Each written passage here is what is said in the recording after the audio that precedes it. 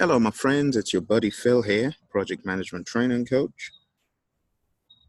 You can hear I am outdoors. I'm just taking a little breather here and decided to make a video to encourage those of you who are still on the journey to getting PMP certified. I got some emails over the weekend, and those of you who sent them in, you know who you are. Thanks for sending in the email. But I wanted to give you some ideas, about what to do next. Whether you are still on the journey, taking the exam very soon, or maybe you got many more months to go. So those of you who are taking the exam again soon, I want you to go watch my videos on a web page, and you can find this web page if you search for PMP Exam Failure Stamp Out, all one word. Search for this on Google. Just Google PMP Exam Failure Stamp Out. Watch all the videos, okay? I keep saying this in broken record mode because a lot of you have not been there to check it. You need to go check this out. This has going to 6 hours of video that analyzes which areas you may have failed and how you can do better in those areas. Okay? Go check it out.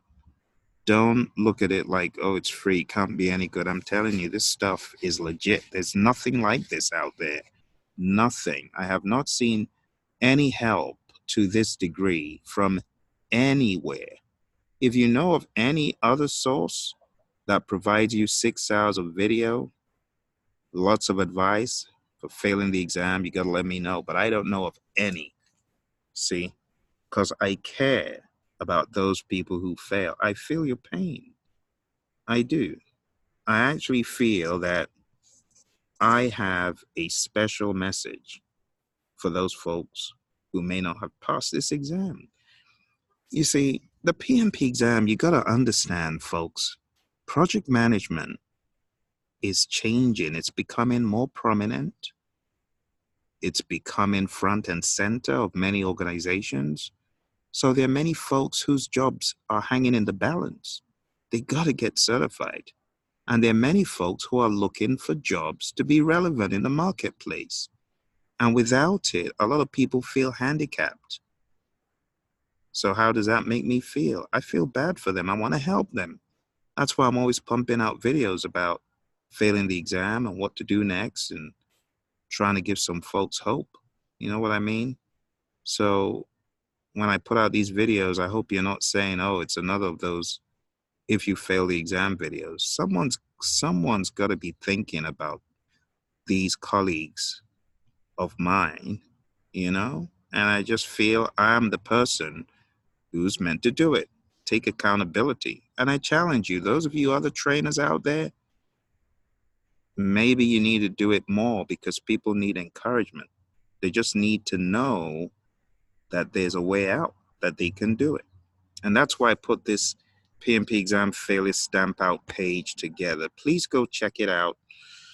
Use it while it makes sense because, next year in 2020, the PMI are going to change the exam, so this stuff will not be all that on point. It'll still be relevant somewhat, but it's not going to be totally on point because they're moving the goalpost, to the process and the business and, the breakdown, the new breakdown. So please check out the page. Just Google PMP exam failure stamp out. You know what? I'm going to make it easy for you. Why don't you go to this hot link? Let me give you a hot link.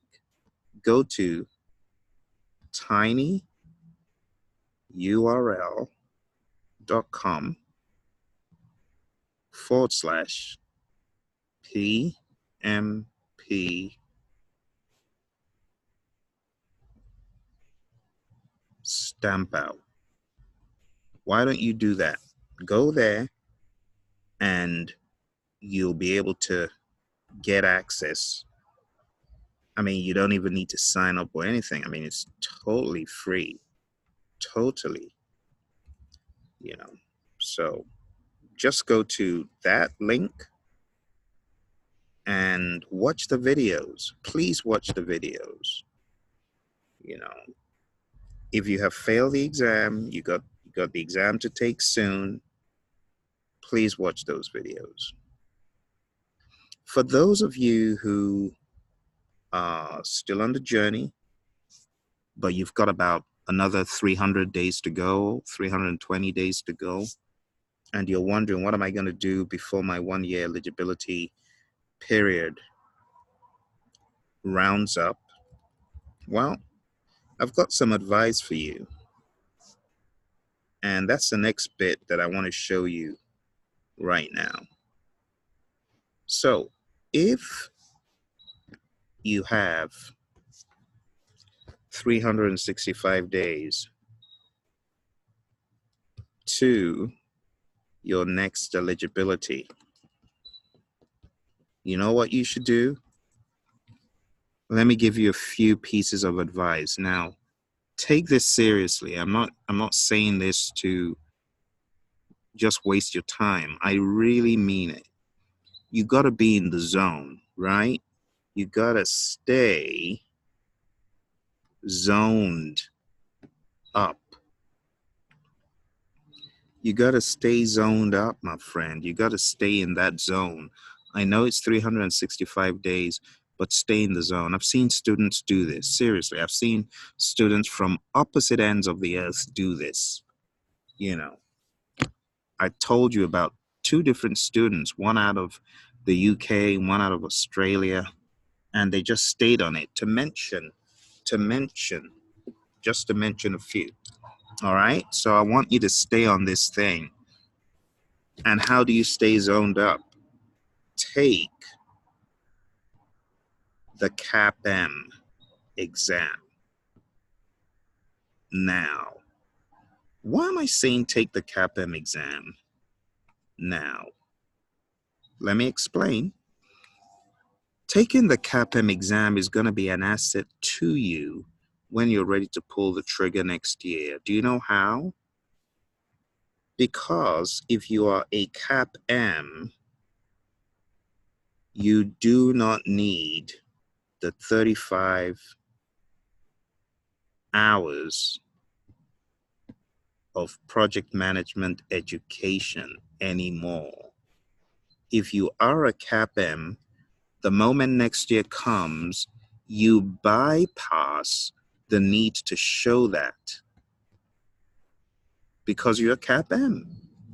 You bypass the need to show that you've got 35 hours of education, which I think is cool. The PMI have put together this idea of a pathway in your career. So CAPM is looked at as a stepping stone to PMP. The other reason why I would recommend this is you are asserting, and it is important to assert your knowledge. You want to make sure you really, truly know. So, the CAPM exam, you're going to have 13 areas. And if you're weak in any of the chapters from 1 to 13 in the PMBOK guide, it'll let you know. And what you can do then is study up those areas. And even if you get all above targets, it's still a great exercise. So I would highly recommend it. I want to encourage you to do that. Okay, after the CAPM, the next thing you could do is you could study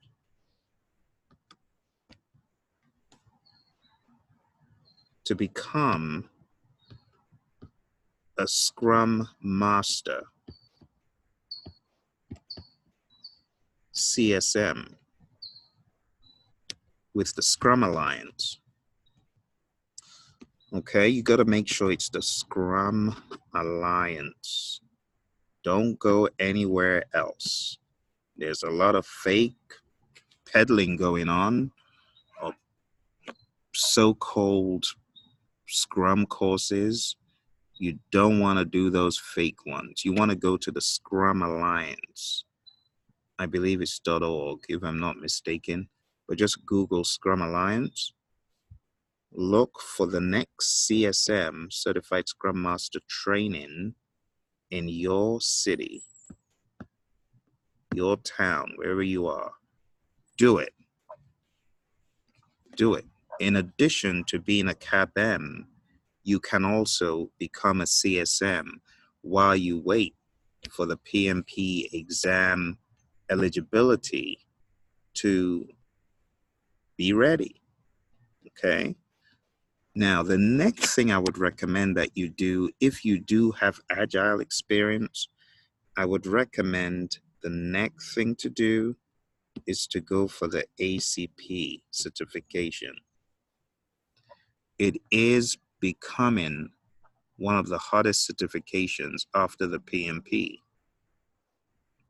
I'm working with one of my trainers in putting a training class for the ACP together, and hopefully that will be ready in not too long from now.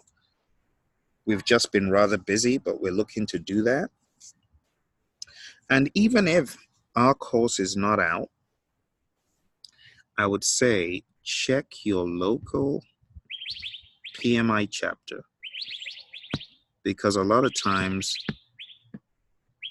the local chapter will put together a training session. Add that feather to your cap. Okay? And if you haven't gotten engaged with your chapter, I would say get engaged and busy in your local chapter. Okay? All of these things are vehicles to help you better assimilate the content and stay in the zone. All right? These are things I would recommend for you to do. Don't have a pity party. Instead, let any mishap on the exam be a signal for you to double down on your efforts to accumulate more knowledge. CAPM, CSM, ACP. Now, I know some of you cannot do these, but you can go for other certifications. Some of you can go for the RMP, the Risk Management Professional, or the Schedule Management Professional, the SP. I just made up a cert there. It is PMI, RMP, PMI, SP. Or go for the PGMP if you are program manager and you are eligible for that. The bottom line is you don't want to be sitting down having a pity party. Do not do that. Okay? I really hope this encourages you and helps you. And I hope this gives you some encouragement that you're not going through this alone. I get emails a lot. In fact, a lot of my champions who have passed the exam, they had mishaps. They studied, they did their best. Some of them studied with me. A lot of them, to be honest, are not my initial students. They hear about me on YouTube after they've failed the exam a couple of times. And, they say, Phil, I need help. Let me just sign up. And honestly, a lot of these folks, I'm talking about, 4 ATs, 3 ATs, 5 ATs. I had a student that failed on a Tuesday, and 5 ATs on a Saturday. Same week. Go figure. So there is hope, my friends. Okay? I hope this helps you. This episode was purposely for you. Purposely. If you've had trouble on the exam or you're still trying to get certified. All right. Take care. I hope this gives you some ideas. Bye for now.